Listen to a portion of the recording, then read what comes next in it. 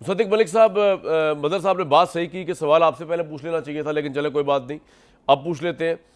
इस चीज़ की क्या गारंटी है कि आज जिस तरह इमरान खान को तोशाखाना 2 में सजाएं सुनाई जा रही हैं, आप बहुत ज़्यादा मुदल्लल होकर 190 मिलियन पाउंड का केस पेश करते हैं, और मैं आपसे बहुत हद तक एग्री करता हूँ 190 मिलियन पाउंड केस में कि उसमें सीधी सादी जो है वो हेरा फेरी का केस बनता है। अगर अलकादे ट्रस्ट शामिल ना भी हो तो किसी प्राइम मिनिस्टर का ये राइट नहीं है कि वो पैसा जो पाकिस्तान में आना था नेशनल क्राइम एजेंसी के एग्रीमेंट के तहत, वो पैसा किसी को प्राइवेटली वो कर दे। ये मैं आपकी सारी बातें मानता हूँ, मैंने कहा उसमें हम आप और मैं क्यों टाइम वेस्ट करें। लेकिन जो पॉइंट असल है, जो शामी साहब फरमा रहे हैं, जो मजहर अब्बास साहब फरमा रहे, इतने सीनियर साहफी जिन्होंने पॉलिटिक्स को देखा है, कि क्या गारंटी है कि ये सारे शदोमत के साथ केसेस कल रिवर्स नहीं हो जाएंगे, जिस तरह नवाज शरीफ साहब के ऊपर इससे भी ज़्यादा सिवियर शदोमत केस थे, रिवर्स हुए, बेनज़ीर साहबा पर रिवर्स हुए। सदिक साहब जी, मेरे ख्याल में ये तो हमारी जो जुडिशल हिस्ट्री है, अगर आप उसका तनकीदी जायज़ा लें तो आपको कुछ भी मालूम नहीं पड़ता। मुझे तो 190 मिलियन पाउंड जो तकरीबन 250 मिलियन डॉलर बनते हैं, जो तकरीबन 1/4 हैं पूरी IMF की किस्त का, यानी उस केस का पता है।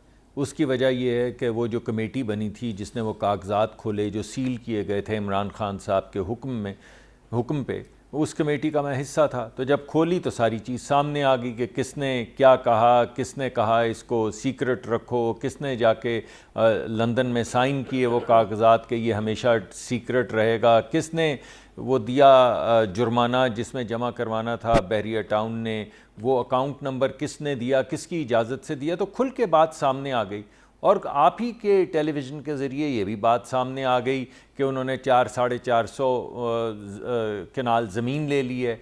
अगर मैं किसी को फ़ायदा दे दूं सर 250 मिलियन डॉलर का, तो आप कहेंगे ये करप्ट आदमी है, और अगर मैं उसके बदले में 400-450 कनाल ज़मीन भी ले लूं तो आप बोलेंगे बिल्कुल ही करप्ट आदमी है।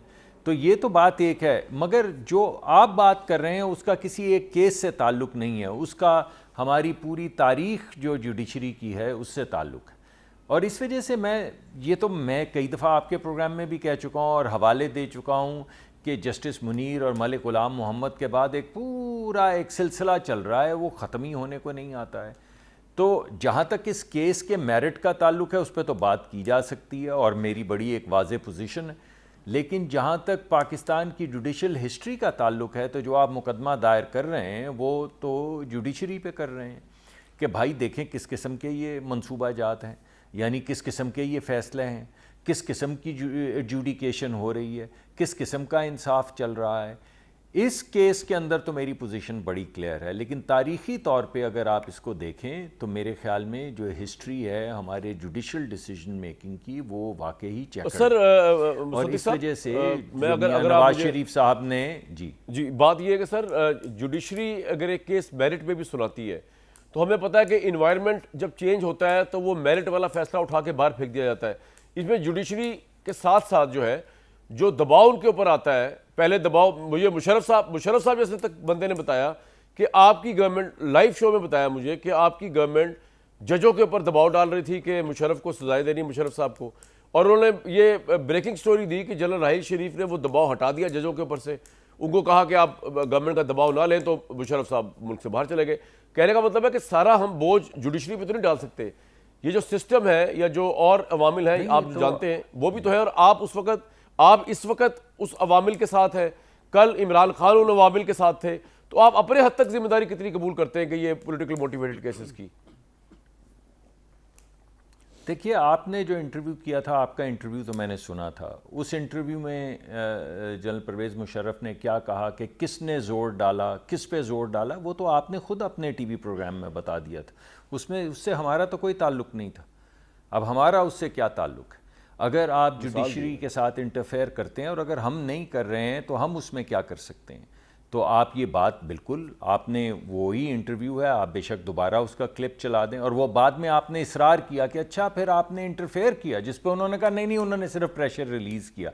हालांकि उन्होंने पहले शुरू में आपके इब्तदा प्रोग्राम में बड़े साफ और बाशगाफ अल्फाज में बता दिया था कि क्या हो रहा है।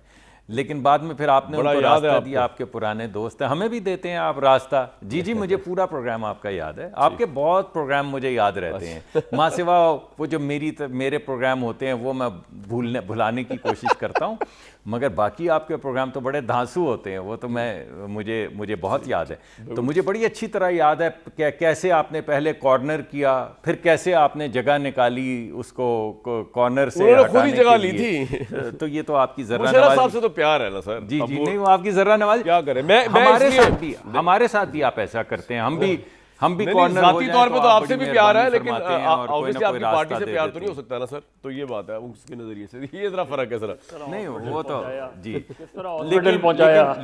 लेकिन ये बात आपकी जी, अच्छा, ये बात आपकी जी, जी, जी। बिल्कुल।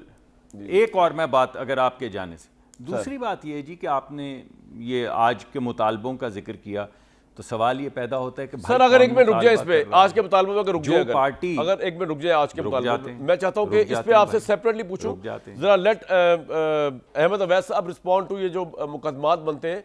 और ये मैं मजहर अब्बास साहब को चिढ़ाने के लिए बार बार मुशर्रफ साहब से मोहब्बत का इजहार नहीं करता, ये मैं इसलिए करता हूँ कि ये ट्रांसपेरेंसी का ये भी एक तरीका है कि मैं लोगों को बता दूं कि I am biased for him. तो मेरा जो एनालिसिस मुशर्रफ साहब के मुतालिक नहीं, होगा, आपको मोहब्बत है उनसे, हाँ आपने जी, बड़ी दफा उसका ऐलान जी, किया जो है। मुशर्रफ साहब के आपने मुतालिक मेरा उनसे एनालिसिस होगा मोहब्बत का बहुत उसमें देर बायस ऐलान का किया। एलिमेंट जो है वो रख के फिर सुनिएगा मेरी बात। तो ये मेरी ऑनेस्टी इंटेलेक्चुअल।